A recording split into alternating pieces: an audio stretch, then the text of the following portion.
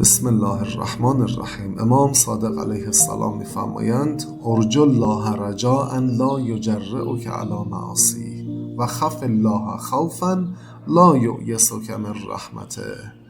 به خداوند طوری امیدوار باش به رحمت او که تو رو بر انجام گناهان بی‌پروا نکنه، جرأت نبخشه به شما، و از خداوند هم طوری بترس که تو رو از رحمت او ناامید نکنه. Have hope for Allah's mercy. امید داشته باش به رحمت و بخشش خداوند. But not a kind of hope that would encourage you to disobey him. اما نه اون امیدی که شما رو تشویق بکنه، به شما جرأت ببخشه که مرتکب معصیت و نافرمانی او بشی. And fear his punishment.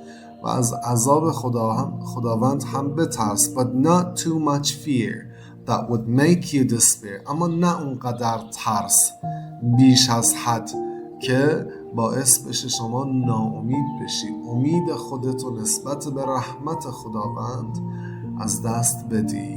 Encourage یعنی تشویق کردن، disobey نافرمانی کردن، معصیت کردن، punishment عذاب و despair ناامید شدن، از دست دادن امید.